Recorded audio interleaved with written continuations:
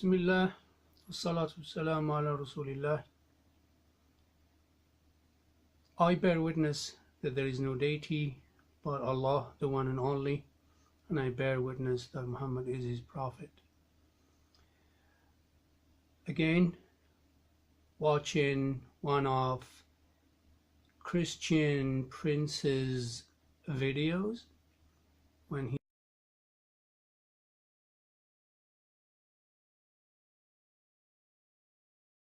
he starts with all the blatant lies. In this one here, he says that we debate ourselves and he forgets about what he is doing right now. In this video, and I will post the link, the title of the video is thus: Muhammad hijab said hands and leg of Allah are not part of Allah. Imagine, he posts one topic, the video is 3 hours 43 minutes and 55 seconds. Who is debating himself here? I just don't understand. This man criticizes others and he says that they criticize themselves. They say they debate themselves, and he goes around debating himself for hours. And I don't even see the man he's talking about, Muhammad Hijab. I know Muhammad Hijab. He's a young man, knowledgeable and all that. He knows Arabic. Fine. And I know you. I know you, Christian Prince. I know you go around lying and deceiving people. You know a little bit of Arabic and then you go around and deceiving people. And now on this bit, when you talk about God, you said a girl on Facebook, a Muslim girl on Facebook said, how can you Christians worship a God who eats? And your argument is, you know many idols who don't eat. Does that make them God?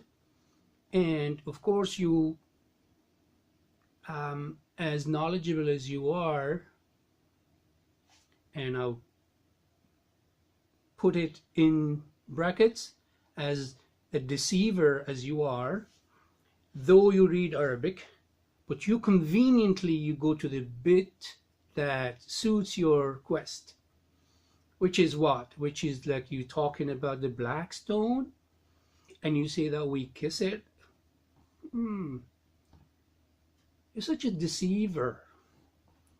If you know Arabic, why don't you go and search the topic of the black stone? It's very simple.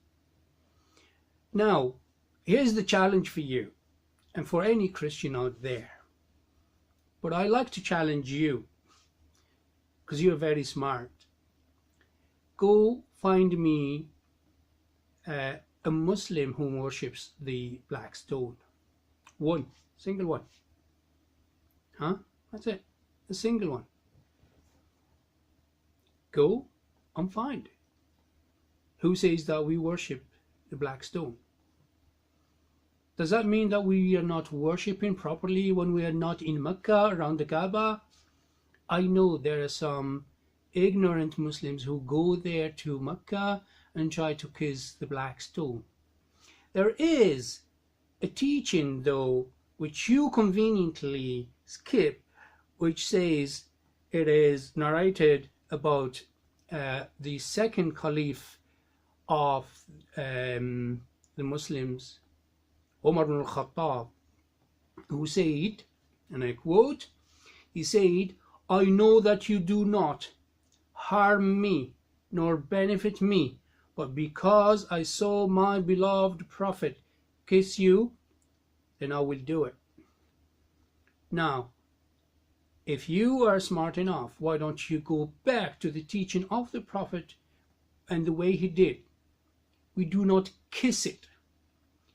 We either touch. I have been there and I never came anywhere near it. Because it's not part of the Hajj.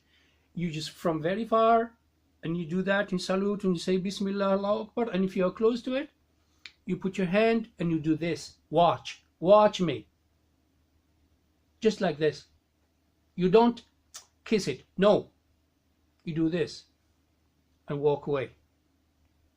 Okay? So I answered you about this, and you're about to bring a hadith in there, which is about a man talking to the other. I'll start here. So you scroll in and you bring in a hadith. Scrolling. The Prophet said, and here you read it. So it was narrated from Abdullah ibn Ubayd ibn Umar bin Umair that a man said, O Abu Abdul Rahman, why do I only see you touching those two corners? He said, I heard the Messenger of Allah say, touching them erases sins.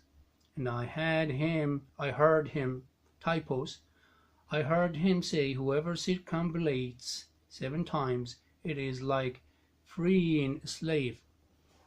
Okay? Just so you would know, and I'm going to take a snapshot of this and I'll put it up. You're a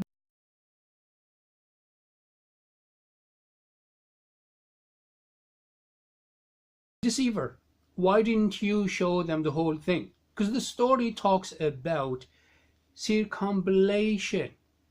That is a ritual that is done 7 times in Hajj or in Umrah, the pilgrimage, the big or the great pilgrimage or the small pilgrimage as called Umrah. It is not about touching the 2 corners, but it's about the circumambulation. So touching the 2 corners is not a way to get sins forgiven, whereas the circumambulation, which is going around the Kaaba 7 times, that is a way to clear sins, not the other way around, touching the 2 corners. And I know what you're doing. You're trying to get people to believe that by touching 2 corners of the Kaaba, of the Holy Kaaba, that's it. No, sorry. I'm going to pause this and get back to you. Right? So at minute 17:03 seconds, you, Mr. Christian Prince, started talking about a man who argued with Abu Bakr. This is, I'm quoting,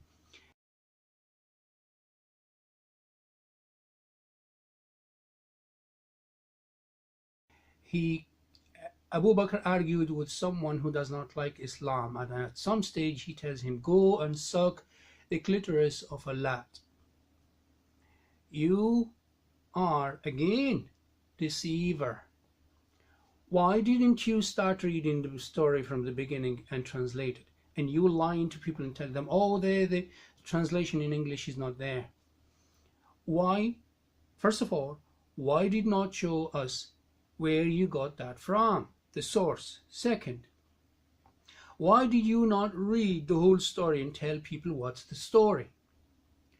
Third, why are you deceiving people and telling them that Abu Bakr is saying such a bad thing? Let me get more of it. All right, I'm going to meet your challenge, Christian Prince. Minute 17:25 seconds.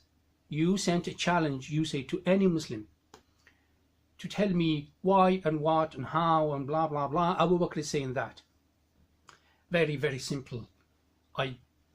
I'll get it quick, very quick. If you start from the beginning of the story, it says, a man came to the Prophet Muhammad and he said, I am going to raise an army and raise you all of you.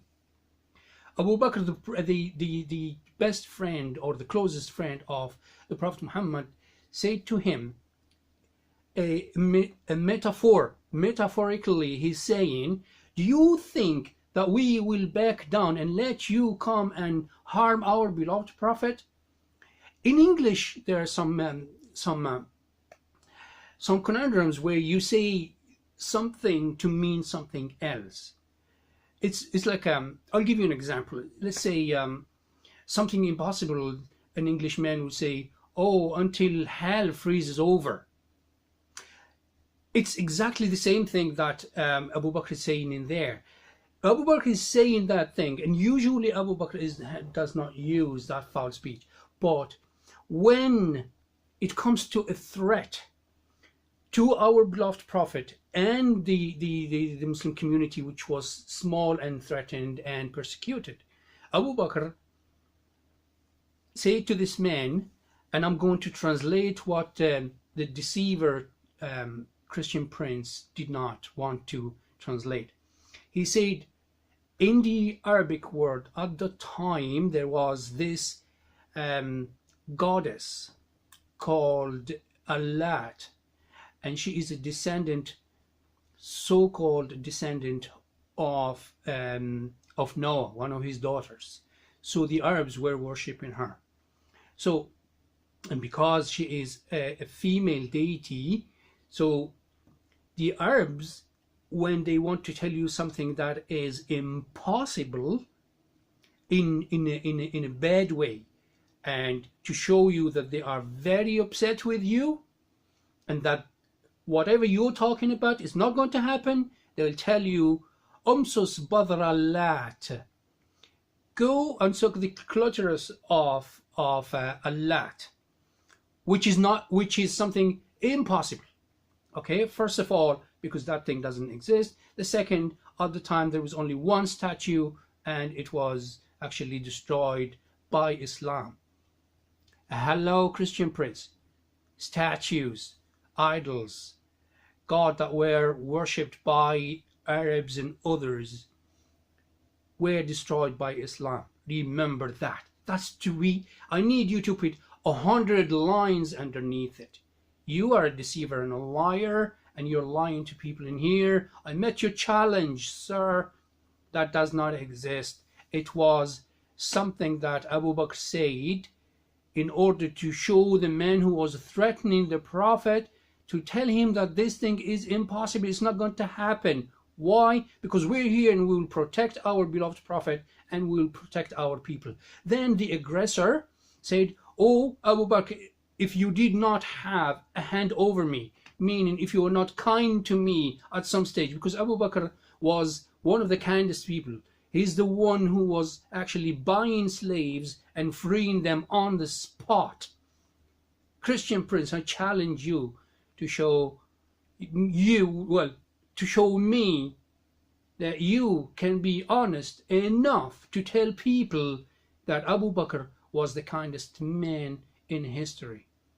Yeah, supporting many people, including non-Muslims. Non-Muslims, remember that? You remember that? And if you need references, I'll get you. Okay, so when Abu Bakr said that thing, it was a way of showing displeasure and showing that this thing is not going to happen as long as we are alive. I'll stop here and follow you. Oh, and by the way, you at minute 17:38 seconds, you sent a challenge to those whom are online to tell you that you're lying. Unfortunately, I haven't gotten the chance to do that. Excuse me. I would love to tell you that you are a liar, the worst one ever. And you, I tell you what, you're not only a liar, a deceiver, even a cheater, you're very low when it comes to that. You know that there are no Muslims in there to challenge you and tell you lies. Yeah? There's nobody there. I'm listening. Unless if you have all the lines closed. I'm sure someone will have come and tell you that. That's one thing. The second thing is, you are, how would I say it? How would I put it? You're very smart when it comes to deception. Do you know what to do? What you do is this. I think I already took a snapshot of that. Let me see. Yes, I did. So I took a snapshot of the screen where you tell people, come and challenge me if this is not true. You took 3 lines from the top and 2 lines from below. No one is going to know the story unless you're familiar with it. And I know the hadith. I know the whole story. Okay? And if you want, I can bring it over to you and I'll put it there. Just ask. But stop lying and deceiving people. Get back to you. Minute 18, 16 seconds. You should be ashamed of yourself. How can you relate what Abu Bakr said in Umsus Badr al-Layat to the black stone? You're lying. You putting words in our mouth. Have we ever said that? I mean, you can just go and innovate in our religion and our traditions. Come on, that's too far. You're going too far, man. Slow down a bit. And let me tell you, just hypothetically, if Allah and the God of Islam does not exist, and Jesus does exist, and he is the true God, by what you are doing now, knowingly, you know that you're lying and deceiving, Jesus is not going to be happy with you. Yes, exactly that verse that you quoted in another video and saying, on that day many will call me Lord, Lord. You are calling Jesus Lord and doing all this lying and deceiving people on purpose. Believe me, Jesus will not know you. Okay? Will not know you. And what you're going to do now is you said, I'm going to go on Google and show you the black stone. Yeah. That's your perverted mind and your ilk who are going to see the black stone as a vagina. We don't see it as a vagina. You see it as a vagina. If we saw it as a vagina, we would never go and bow down or come anywhere near it, anywhere near the Kaaba. But you see that because you are a pervert. I remember I listened to you a few years ago, around 2008, 2009, on Pal Talk. Unfortunately, I didn't have English at the time. So what you said is, you said that Muslims pray in a very sexual way. You know, when we bow down and when we prostrate in rak'ah and sajda. And you did not take in consideration that Jesus himself prayed that way, and all other prophets and messengers. Even Jews till today, they pray that way. You, sir, are a liar. I'll get back to you. Hey, I'm back. We're at minute 28 and 8 seconds. Mr. Christian Prince brings up, well, talks a lot about the black stone and the story and women, and he never showed a single source. It was all talk, but no sources. And then he got a call from an Indian man, and they spoke for a while, and then Mr. Christian Prince, Mr. Christian Prince, brought up a hadith where our beloved Prophet saw a woman. Look, again, I'm telling you, you're such a liar and such a deceiver. I mean, do you think Jesus is going to be happy with you with all these lies? What you said, oh, Muhammad saw a woman, kept looking at her until he arose, like you said, you used the word horny and all that, and he said, and then he ran to his wife and did that, and then he came out to his friends and he said that. I can't believe it. Where did you find all that? The hadith, I'm looking at it, the exact what you are posting. You're showing people, and in this narration here or anywhere else, and I challenge you if there is any other narration where it says he stopped there, he kept looking at her, staring at her until he got all whatever you call those names, and then he got to his wife, had sexual intercourse and came out. I challenge you. But then let's get back to the story. Our Prophet was teaching us how to deal with our daily issues and struggles. If you fail to understand that, then it is your shortcoming, okay? It's your failure, not us, not our beloved Prophet. He actually, and whoever has reported this, is teaching us that if you see a woman outside, and if that actually starts an attraction, then instead, unlike like what you said, stared at her and until he got that, instead, go to your wife. Yeah, you see, society here. Instead of looking at a woman and then going out and start dating and doing sin, look what the Prophet said.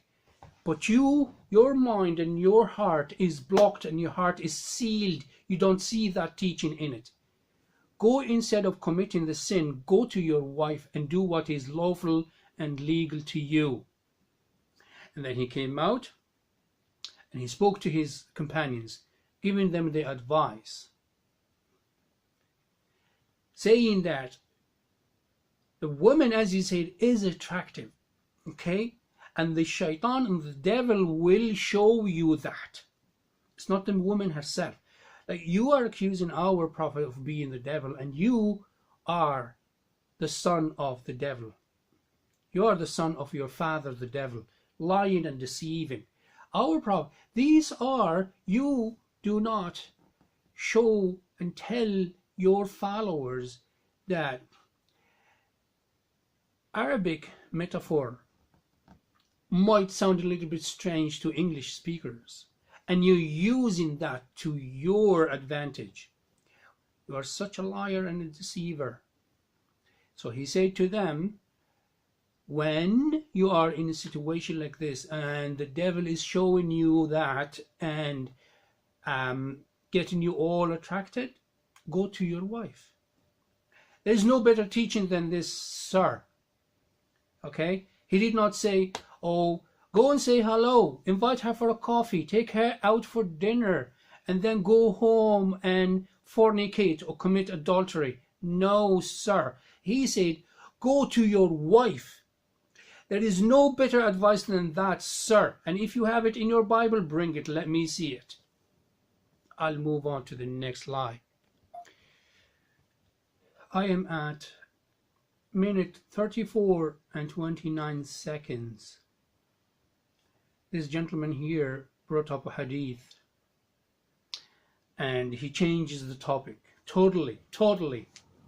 And he says, here is the hadith which shows the hypocrisy of Muslims and their prophet, whom deny the existence of the original sin. Would you stick to a topic? Would you stick to a topic? I mean, it's just... Okay, somehow the video stopped. So I'm gonna say what I just said again. And I'm trying to later on to bring the two bits together. I'm not sure if I can do it, but I'll do it. Even if I can't, I'll get someone to do it. Just for you, Mr. Christian Prince. I love you, so I'm going to do it for you. Going back to the topic, which is your video, replete with lies and deceptions. But, you know, that's the work of your father, Mr. Christian Prince. Minute 34 and 29 seconds. Mr. Christian Prince goes off the topic. Yeah, correction. Mr. Christian Prince never has a topic. He just goes on and on and on and on. 3 hours and 43 minutes and 55 seconds. That's too long, man, too long. Like, I don't know where you get the breath to say all these lies. And you go on for hours and hours. Going back to the topic. So your video shows a hadith which you said is the proof of the hypocrisy of Muslims and their prophet when denying the original sin.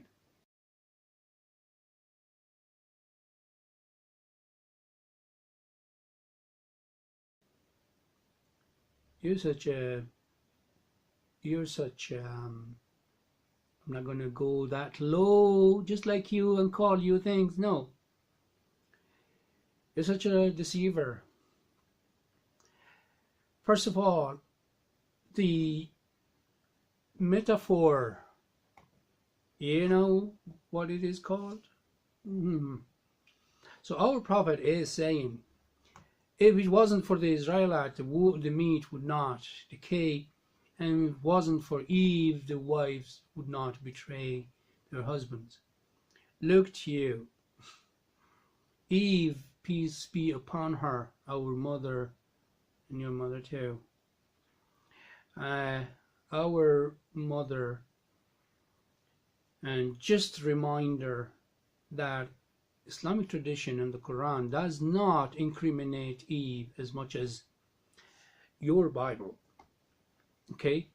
In Islamic traditions, nobody, neither the Quran nor the Hadith, talks about Eve sinning. The Quran and the Hadith agree and they say that both sinned. Both sinned. And for what they did, they were brought down to earth.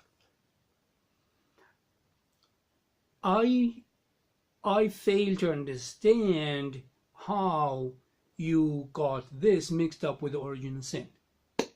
Okay? And anyway, I will, while doing my research, I came across something. The translation was a bit off, but you know, that's okay, that's all right. So this tradition here refers to the tendency in mankind to actually succumb to their desires. Okay, so it is just a mention of these two categories, the Israelite and Eve. It does not mean that other people are punished because of the actions of Eve or the tribes of the Israelites. It's just there. Okay? It is in no way a, like you say, a proof of the original sin. Okay? I'll go back to it and then I'll get back to you. Okay, you kept going on and on, talking about Eve, her mistake or her sin, and its relation to women nowadays. Hello? All the hadith is saying, I am going to put it in a very, very simple way. All the hadith is saying is the tendency of women following the desire. That's all. That's what the Arabic is saying. I'm not blaming you for what the English is showing it, or the way from what you're reading and trying to portray it and sell it to non-Arabic speakers. What I'm blaming you for, you ranting on and on about Eve and her mistake or her sin and the women betraying their husband. Hello? This hadith had a context. So the context in here is all about us human beings succumbing or falling and or following to our desires. Hello? It's not scientific. It's just a teaching saying that we human beings, I'm going to teach you something. Do you know the background of the Israelis and the meat? I'll tell you, and for your followers as well. The Israelites, at the time when they were in the wilderness, and when they were getting the manna and salwa, which is the milk and the quail, They were told not to store, not to hoard it. Take enough for your day, eat it, and tomorrow you will have some more. Unfortunately, human is greedy. Men, women are greedy. Those people at the time were greedy. So they thought, okay, there is no harm in hoarding it. There is no harm in stocking it. Okay? That is in human nature. It's not only about the Israelites. Any human being has that tendency of greed or calculations or projection in the future. Oh no, I need to store. Oh, tomorrow is a bank holiday. I need to go and buy milk and buy bread and then go to the market and come out with a load. That's what we are.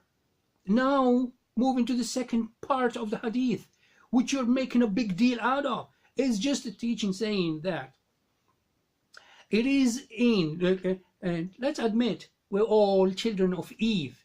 Yeah? So when it comes to women, there is that tendency of following that desire. So some women, not every single woman, the hadith is not saying every single wife is going to go and betray her husband. Some, unless if you, Mr. Christian Prince, or anyone else will tell me, well, no woman betrays her husband, and then I will be very happy to indulge. And what I'll do, I will go into Google, like you say that, peace be upon him, and get you all the stories about cheating. You don't want me to go down that way. Okay? Move on.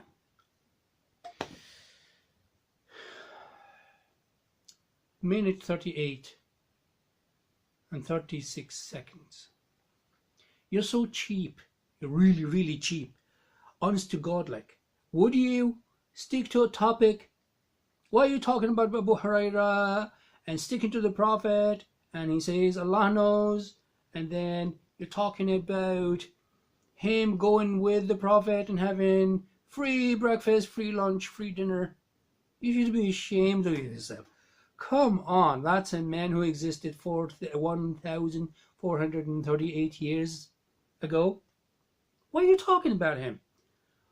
Why do you stoop that low? Why don't you stick to the creed? A religion is about the creeds. Yeah? Don't think that by you coming here and talking about Abu Huraira and talking about Eve and talking about the black stone is going to change anything. Okay? If a Muslim does not know his religion and a deceiver like you comes and starts talking to him about the black stone and talking to him about Eve and origin of sin and Abu Huraira is going to change his religion, then let him go. I've got no problem. I'm happy. Let him go. He didn't care to learn his religion. And then he let himself be a prey to a deceiver like you.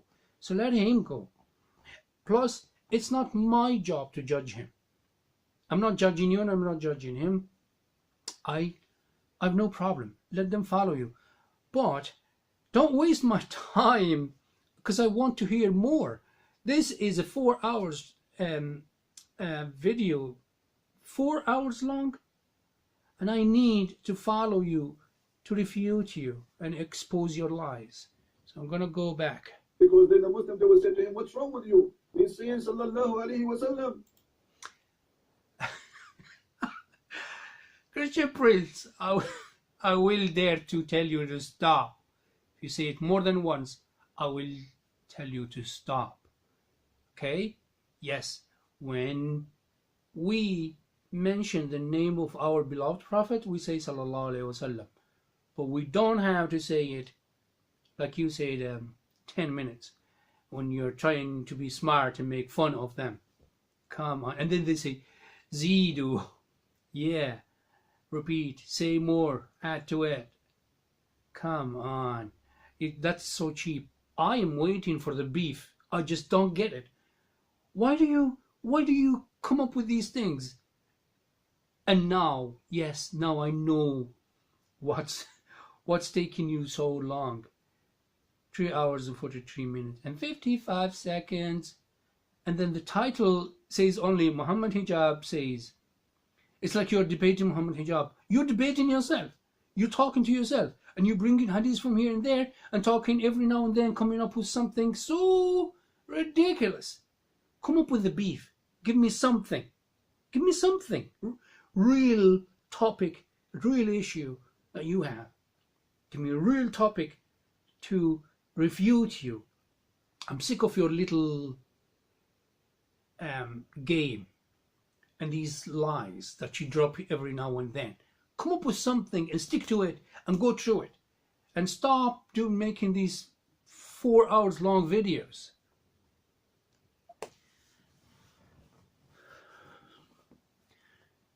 At minute 45 and 56 seconds, you, Mr. Christian Prince, said, any Muslim can call us, or can any Muslim call us? I'm just correcting your English. I'm not better than you, but it is just the way you say it is kind of a, it makes it sound like, is it a statement or is it a request? I did not understand, but you know, I got the idea. So you said, can any Muslim call us and tell us what is good about Islam? Yeah? Wasn't that your challenge? I'm meeting it. You say just one thing. I'm going to give you one thing. The one thing that Islam has and you in your false religion follow, don't, is monotheism. In Arabic, it's called Tawheed. What is monotheism? Oh, just in case you don't know that word. It's the opposite of polytheism. Huh? You, sir, don't have Tawheed, don't have monotheism. You are the Trinitarian. You believe that God is 3 in 1. Or is it 1 in 3? Huh? This is my challenge to you. Is it 3 in 1 or is it 1 in 3? Can you figure it out? And if you answer 3 in 1, then tell me why. And you answer the other way around, 1 in 3, tell me why as well. Make up a video, but please make it short. Don't do like the 3 or 4 hours long video, please. So I gave you one good thing about Islam. Monotheism, Tawheed. We believe that there is one God. And that's exactly what Moses said in the book of Deuteronomy. Hear, O Israel, the Lord our God is one. And Jesus said exactly the same thing in the book of Mark, chapter 12, verse 29. One God. And if you are good enough, then go back and read your Bible and tell me, why did Moses and his brother Aaron neglect to tell the Israelite that God is 3 in 1, is a Trinity? If it is salvation, as you guys say, if it is a way, your only way to heaven, then why did Moses and Aaron, Joseph, King David, King Solomon, peace be upon them, why did they neglect to say it clearly, in a blatant way, in an unambiguous way, in a clear way? Oh guys, God is like this. Look, very simple. There's the Father, there's the Son, and there is the Holy Spirit. And none of them said it. It's a little bit, it's strange. Have you ever thought of it? Why did they not say it? Why did they not tell them, okay, guys, for now, just so you would know, God is 3 in one. And at some stage, it will be explained to you. Yeah, no, none of them say that. No. Yeah, until later on, 400 years later, 4 centuries after well, the last Council of Nicaea, when the pagan Romans, you know, the emperor from at the time, Constantine, brought his pagan way into the Christian way and turned and became all one. Think about it. And if you have it, please send it over. Leave it here in the comment. I'll get back to you.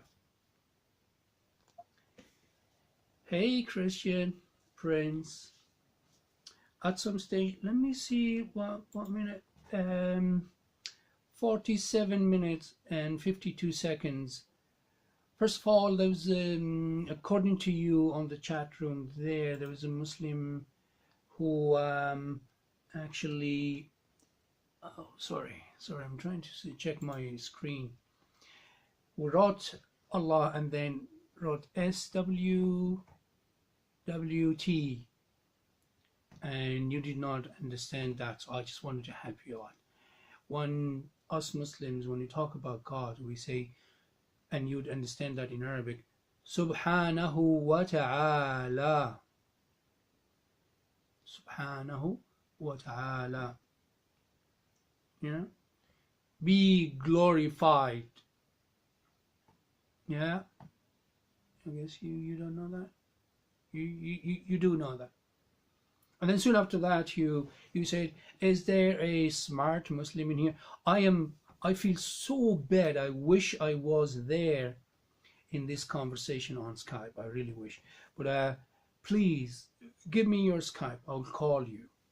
You can make it either public or just me and you, whatever. Just do. I really wish. I don't have Skype. I think I'm going to have to do it. I'm going to have to put Skype either on my phone or on my laptop and do it. But anyway, let's go back quickly. You said a smart, let's see or hear from a smart Muslim and let him tell us who Allah is. It's like we Muslims, we don't know who Allah is. It's like something new to us. Oh, who's Allah? Let me enlighten you, Christian Prince. For your followers, the non-Arabic speakers, whom you deceive non-stop, round the clock,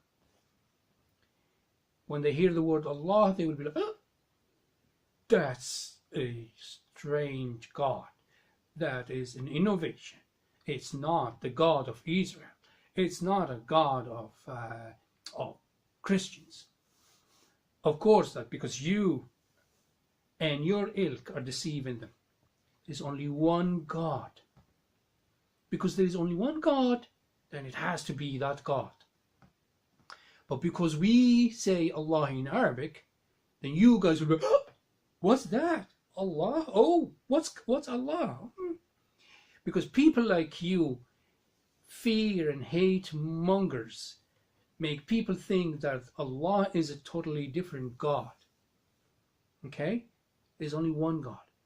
He is, we say in Arabic, Allah.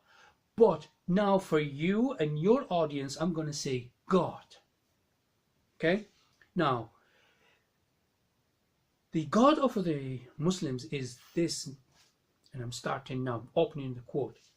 He is the creator of heaven and earth. He is the creator of heaven, paradise, as we call it, and hellfire. The creator of the angels. The creator or the sender of the prophets. The creator of Adam and Eve, my dear parents, and yours as well, of course. The God, the same, very same God of, starting Enoch, Noah, Abraham, Isaac and Ishmael, Jacob, and the 12 children. Okay, starting from Reuben to Benjamin or Benjamin. and his son Joseph or Joseph. The very same God of Moses and his brother Aaron. The very same God of Joshua, Elias, Elijah, Elisha, King David, King Solomon, John the Baptist, Jesus, and his followers, his disciples. Is this okay for you? Is this okay? If it is not, let me know. Because it just sounds like it's the same God that the Jews worship. The Jews say La ilaha illallah and Musa Rasulullah. The Jews say that there is no deity except Allah in Arabic. They say, until now, they say there is no deity worthy of worship except God. Elohim, Yahweh, Adonai, very same one. That's exactly God in Islam. That's for you and for your followers. You say, ooh, I challenge any smart Muslim to come up with, who is God? Well, I just told you. What is Islam? Oh man, I didn't know Islam before you asked the question. Such a liar and deceiver. You just like to gain popularity. Well, here's Islam for you. Islam, as our beloved Prophet said, that you testify that there is only one God and that Muhammad is his servant and messenger. Servant, just like Jesus, servant in the Bible, you'll find it. Prayer, pray to God, though the Islamic way is different than the Christian way, but it's acknowledging him, testifying that he exists, acknowledging him, and being in say in constant touch, okay, which is the prayer. Then the alms giving in Islam is called zakat, charity, okay. So no, in the first one it's both statements. Sorry, I skipped the second one. So one has got the two statements, the testifying that there is, the statement that there is only one God and that Muhammad is his servant and messenger. The second would be the prayer. The third one will be the alms given, the charity, the sadaqah, the zakat. Yeah, that's the third. The fourth one is fasting, fasting in the holy month, Ramadan. And the fifth one is pilgrimage. That is Islam for you. Okay, Islam is built on these. Yes, there is more, but this is Islam. And what is more is the faith, Iman. That is Islam. Iman, you would know it, yeah? Iman is more like a higher level in Islam. So what is that? Is to believe, to believe what in God, what was sent to him. Yeah. وَمَلَائِكَتِهِ, his angels. وَكُتُبِهِ, the books that he sent down. مَلَائِكَتِهِ وَكُتُبِهِ وَرُسُلِهِ, and the messengers that he sent down. And الْيَوْمُ الْآخِرِ, the day of judgment. وَالْقَدَرِ, the predestination. قَدَرْ حُلْوِهِ وَمُرِّهِ, the predestination, whether it is good or not. I've just given you that. If you need more, please just let me know. I'll give you more. Oh, the third bit, you said, any smart Muslim here can tell us about who is God, what is Islam, and who is Muhammad. Huh? As if you do not know this man called Muhammad in Islam or even outside Islam. Non-Muslims know Muhammad. The greatest man in history, they knew Muhammad. Oh, and by the way, I'm not like your man whom you were making a fool of. You were calling them and saying Muhammad, and they were also, oh, sallallahu alayhi wasallam. I say it once at the beginning of the discussion. and I move on. Okay? And then I keep saying Muhammad, and I don't have to be saying, oh, sallallahu alaihi wasallam, sallallahu alaihi wasallam, like you 4 hours video. I don't need that. So he's Muhammad ibn Abdullah, and his mother is Amina bint Wahb. So his father Abdullah ibn Abdul Muttalib died when he was not born yet, and his mother died at the age of 8. He was a citizen of Saudi Arabia, which is Mecca, which is nowadays Saudi Arabia. It was not Saudi Arabia then. Grew up as an orphan. His uncle was taking care of him, and then when his uncle died, he went to live with his grandfather, and no, his grandfather took care of him, and then his uncle. Then what happened is Abdul Muttalib, just for you, I know you like that. And then of course, as an orphan in Mecca at the time, and he had to work, so he did mind sheep for people. And then when he was around the age of 20, he started working in trade for a lady whom became later on his first wife, Khadija bint Khuwaylid radiyallahu anha, an amazing woman. And at the age of 25, she asked him to marry her. And why did she ask him? She asked him. She was 40 years old then. He was 25. Why did she ask him? Because he was the truth, or the trustworthy, and the truth teller. He was trusted by everyone. Okay? And he never worshipped any idols, never drunk, never got into them. Unless if you have it, bring it over. So that's Muhammad for you. I don't need to be smart to know this. We have known this since we were kids. I'll get back to you, sir. Have to accept that the Quran made a stupid comparison between two or not exist. Do you hear yourself? Oh, I can't believe it. I just can't believe this. I'm not going to call you stupid, but I'm going to prove to you that you're stupid. You know, when you make something, you're literally creating it. Yeah?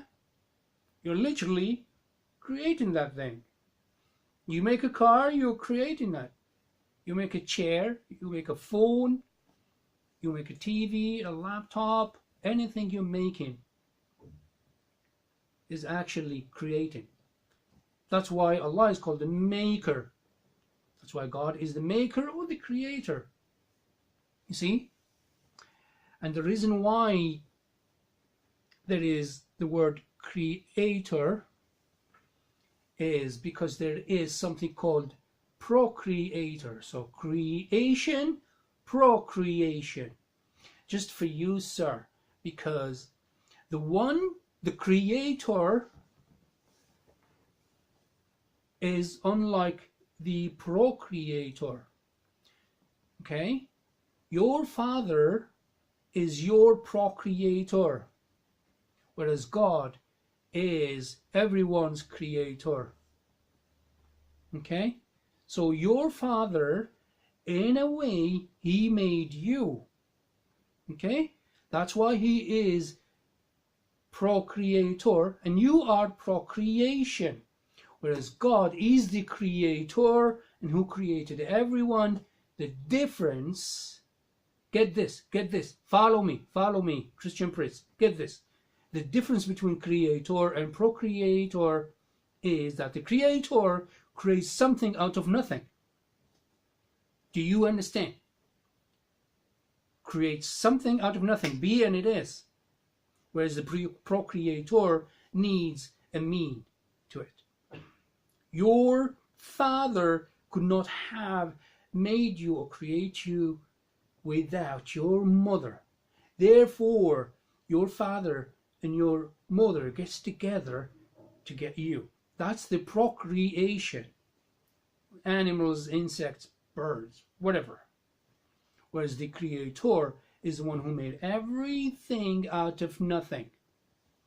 Okay? So when you go and say Ahsan al-Khaliqeen, he is the best of.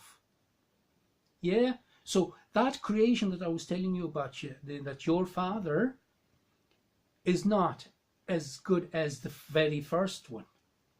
Or you, anyone, if you're a genius, I don't know what's your specialty. If you make a chair or you make a TV or a phone or anything, then you're creating it. You're making it. You're creating it. Okay, I'm going to have to, I am sure you are going to send something else, so I'm going to stop this. Hey, I lost that again, so I'm starting. This is the third bit, and at your video, I stopped here. I'm taking a snapshot of it. It's minute 59:45 seconds. So I'm taking a snapshot of it right now. And it is where you received a call from a man called Rahim, whom is supposed to be a Muslim. So I'm gonna save this snapshot. I'm gonna call it, let's call it Friends.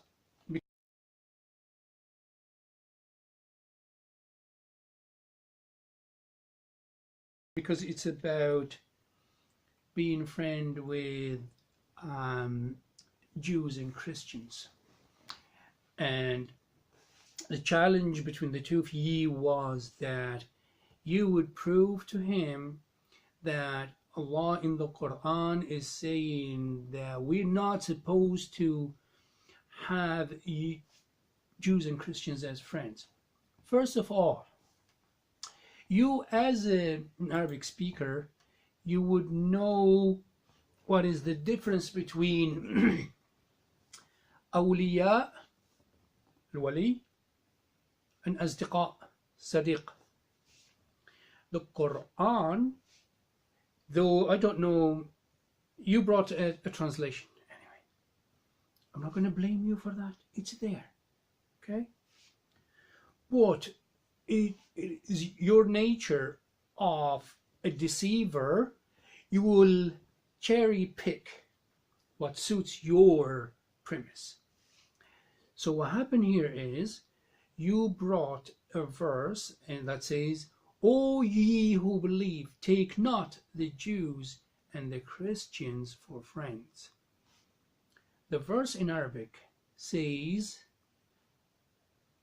allies, not friends, allies. An ally and a friend are the same. Oh, sorry, aren't the same.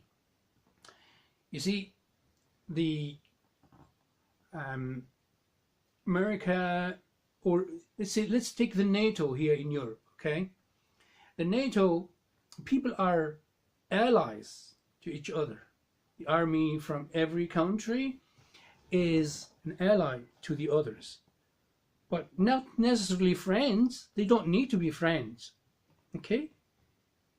They're totally different countries, but when there is, if there is a necessity, then they'll come together. That's an ally, not friend. But let's say for argument's sake, it is about friends, okay? Let's not make friends with the Jews and Christians. Now, if you are not a deceiver, what you would do is read the following verse. 2 verses later, okay? And if you're not a deceiver, you would have researched it and tell them the reason why this verse was actually revealed, meaning the context of the verse and the context or the story or the reason behind revelation. سبب النزول أخي في الإنسانية على كل حال. So what you said is, do not take Jews and Christians as friends. Is it absolute? Is it like forever and ever? Tell me. Go on, tell me. I'll wait for your explanation, and I will go further and tell you that the verse had a context, the verse had a story. There was, at the time, there was a conflict between the Muslim community and the Jews and the Christians in Medina. And there was about to be a war. So the whole story started like this. You guys are in a war, so don't go into that side and become friends with them. No, don't be their allies. In other words, if there is a war, you're not going to go be an ally to the Jews and Christians when they are killing your Muslim brothers and sisters. Now let me, I think I already took the snapshot from here. Now let me read, because that was, according to you, verse 51, right? Verse 51. Later on, what happened is, I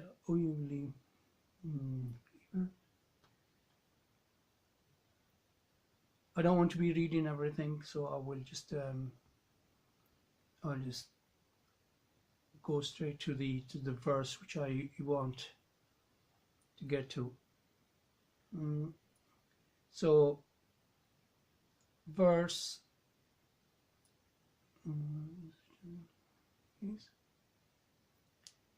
it may be that Allah will bring about love between you and those of them with whom you are now at enmity.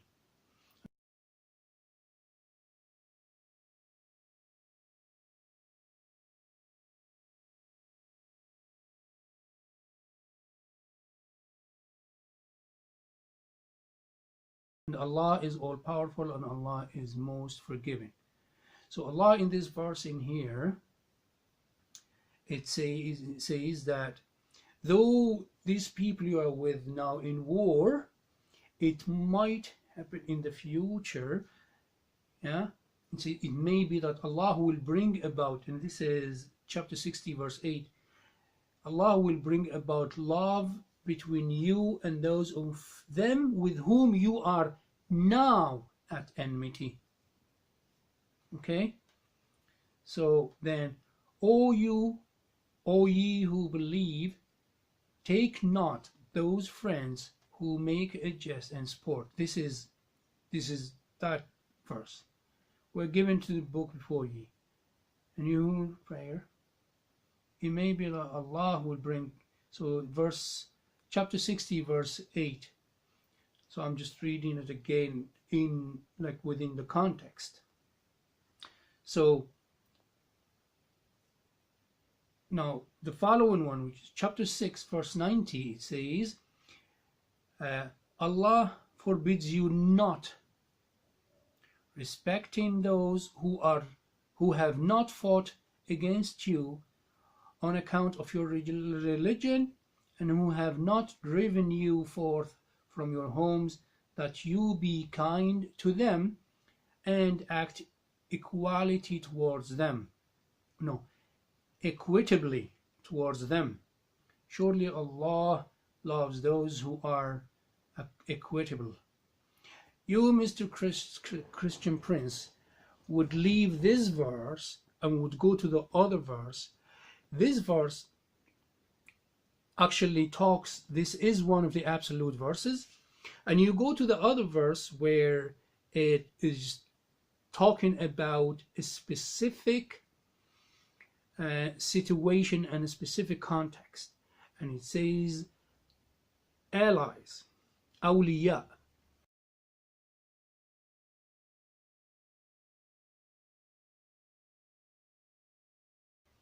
There was a war So he said to Muslims, do not go and be allies of these two tribes, the Jews and the Christians, against your own. And it does not say that you are not going to be a Muslim, you're going to be one of them. You're going to be one of the enemy. It doesn't mean, because what you do, you're confusing the guy there who called you when you say to them, don't take them for friends because you will be one of them. Or friends is one of them. One of them what? One Christian? One Jew? You don't possibly think that, do you? Come on. It's just saying that you will be one of them. It's not saying that you will be a Christian or a Jew. It's not saying that you no longer be a Muslim. And the guy said, I don't know. I'll get back. I stopped right where he said, I don't know.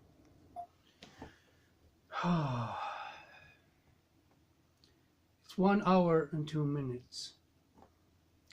I was reluctantly listening to your discussion with the so-called Muslim Rahim, and it was not funny. Really, it's not funny. Because of your perverted mind, you'll come up online and start talking rubbish. Really, it's really not funny. Okay, my battery is about to go. I'll stop here. But I would love to